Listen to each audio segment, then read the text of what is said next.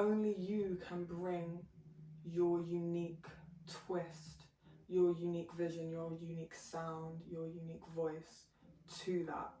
And that's what makes it so special. You could have 100 potters in one room and that will make a different pot. 100 singers in one room, they'll all sing a different song.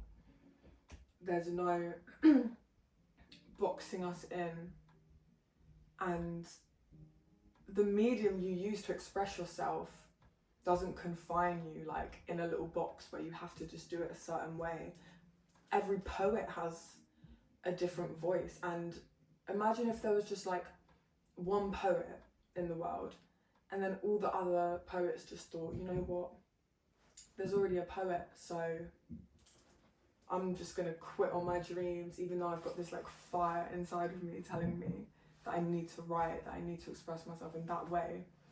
Think of all the people who wouldn't have had the comfort of reading this beautiful artistry of poems in their darkest times, in order to feel less alone and resonate with, do you know what I mean? It's crazy. And for me, poetry is a massive one, physical art is a massive one, but obviously, as you can imagine, music, sound is my kryptonite. That's what really gets me the most. I love words, and I guess that's incorporated into music, the lyrics and stuff, but it's just all of it combined, that perfect symphony of sound, and how it kind of, it's crazy how we're all our bodies are kind of the same inside. Do you know what I mean? Like, they're pretty similar inside. We've all got similar shit going on. Obviously there's environmental factors that go into, like, some people are a smoker, so they've got a bit darker coloured lungs, or like, there's obviously different things, but for the most part we're pretty similar inside. And then our brains just create the most outrageously different things. Like, there's such a spectrum of creation out in this world that's amazing. And I just hope that if you see this video, it encourages you to maybe consider that you've been neglecting something that could not only change your life, because expression is so necessary for all of us, I believe.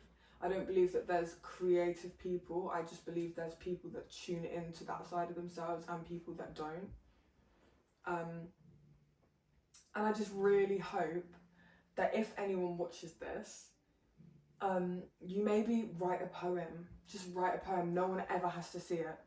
Ever. Like, you don't have to share it to anyone. Or you could share it to the whole world if you decide to. It's up to you. And the same with painting and music. Like, you can use your voice note app to just recite a poem, or to sing a song or a harmony or a melody that you really like. You can just have it there for yourself, or you can produce it into a song and share it with the whole world. It's so, there's no like limits to what you can do, and there's also no pressure to what you have to do.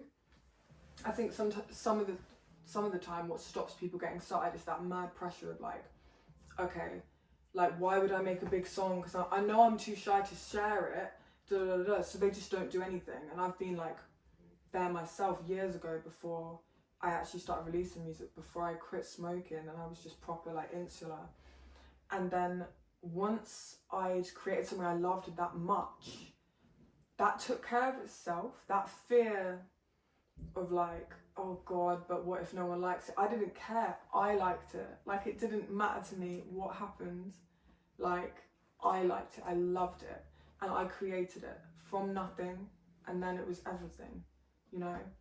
And that feeling of taking something painful, or taking something that you feel and turning it into something, that is alchemy. That is not some minor thing. That's a big deal. And everyone has the ability to alchemize, but unfortunately, unlike maths, it's not taught to us in school that we can take this pain, we can take these events that happen to us in life, and we can turn it into something incredible that not only can save our own lives, like music did for me, can save the lives of those around us.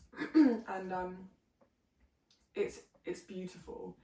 I just don't want people, obviously, look, it's inevitable, some people are they're gonna live through their whole lives and have not tapped into that part of themselves. So you can't stress about the fact that I can't tell everyone this, but if someone is willing to listen to this, just try something.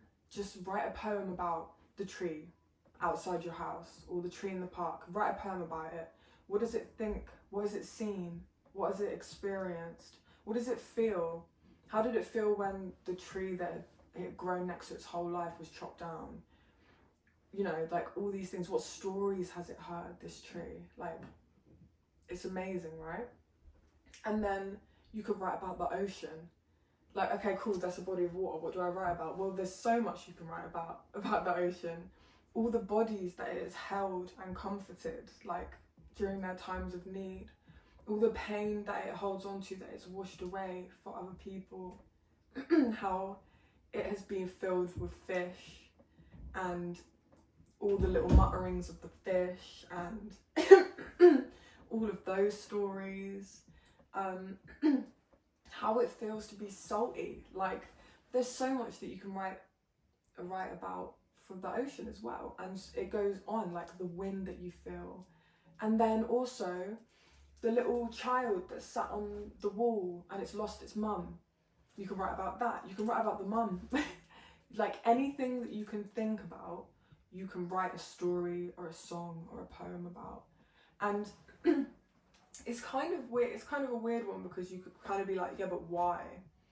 And that's kind of hard to explain until you know the feeling that you receive after doing it. Because I can say, oh yeah, because you're tapping into creativity, which is really good for your mental health, and because you learn so much about yourself through witnessing the way you perceive the world and the little stories you make up about everyday things.